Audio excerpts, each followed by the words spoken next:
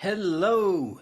Today I want to talk to you about the fourth mural I did at the children's home Talita Cumi here in Santa Cruz, Bolivia. But before I do that, if you're looking for a charity to give to, Talita Cumi Children's Home is a great place. There's about 30 kids there, and they're all being taken care of by loving, good-hearted people, honest people. It's a great place. I've spent lots of time there as a volunteer, so I'll leave a link in the description. Let's talk about this wall. Painting this mural was a beautiful process. However, probably a typical process that many artists go through to do whatever it is they do. So the first step was to go and look at the wall, take pictures of it, and ponder the possibilities. Also take into consideration the obstacles such as the roof and the door over there and the soccer goal I need to repaint.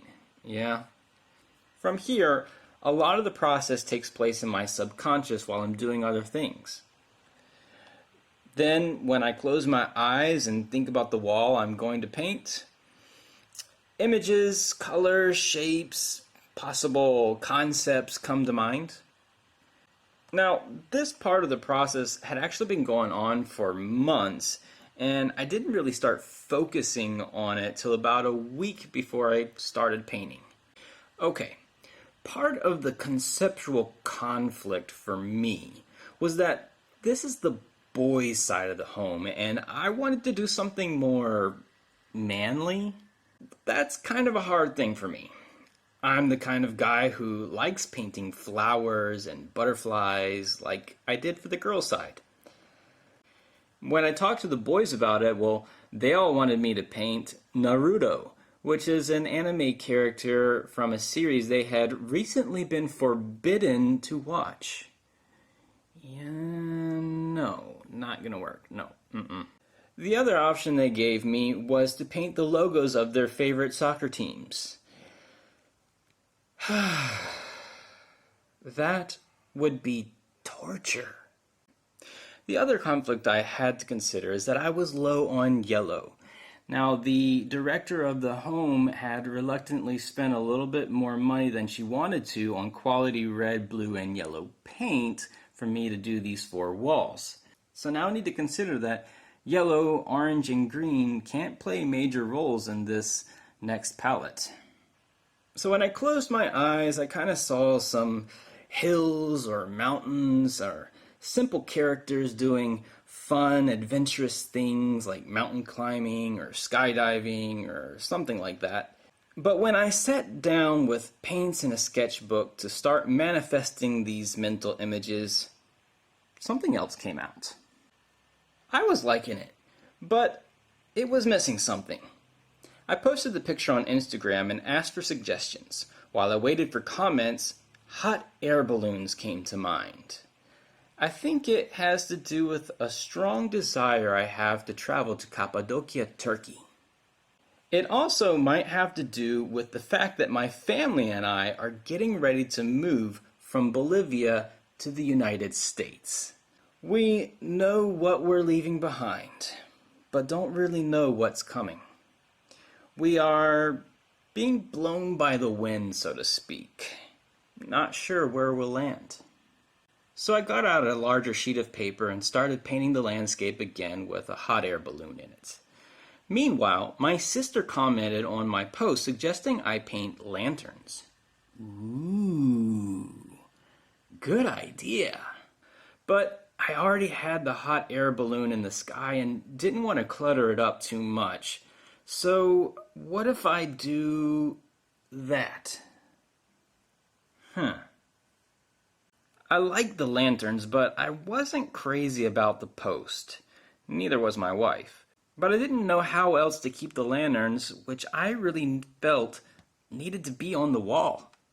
So I submitted the painting to the director and she approved it. Yay! So we started preparing the wall with a bit of putty and sanding. Then I drew out the hills and started painting the sunset. My plan was to work from top to bottom, but since there are always kids who want to help me paint, and I do love getting them involved as much as possible. I had to stop painting the sky and mix the colors and paint the outlines so that they could fill them in. Now that we had the sky and hills done, it was time to paint the tree, my favorite part.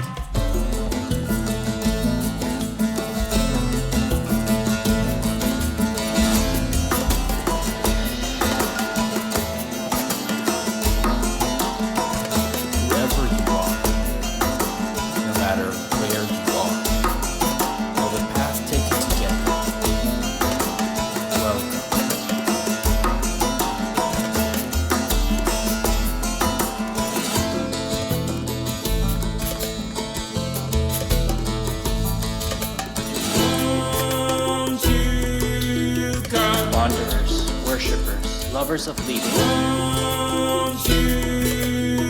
Ours is not a caravan of despair. Even if you've broken your vows 1,000 times. Okay, the tree's looking good, but what about that light post?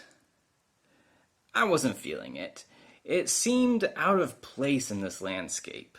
Yeah, I didn't want to do another tree like the other one because that would look too cluttered. But how about a smaller tree with no leaves? And I could hang the lanterns on the limbs. It felt right, so I went with it.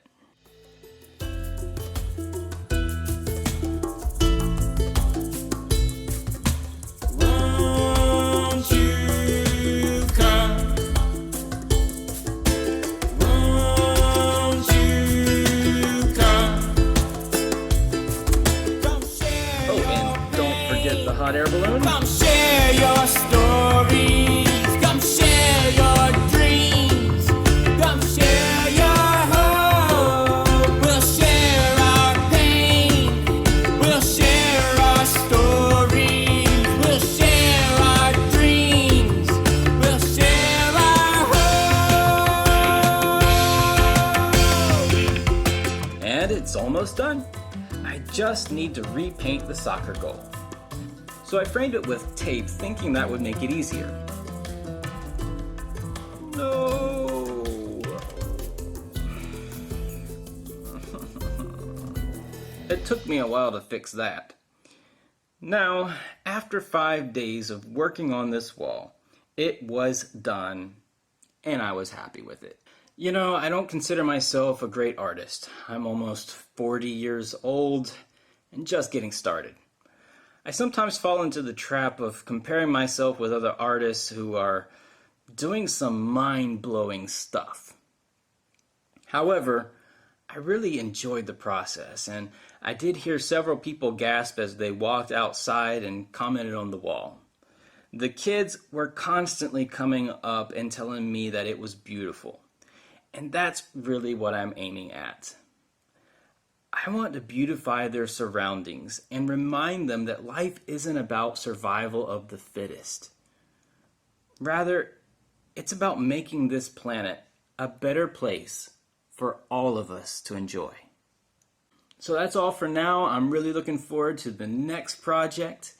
I hope what I do inspires you to be creative in your own way. Please, go use your talents and your passion to make this world a better place. Oh, by the way, if you've gotten this far into the video, please would you give it a thumbs up and maybe subscribe to the channel? I would really appreciate it. Alright, that's all. See you later.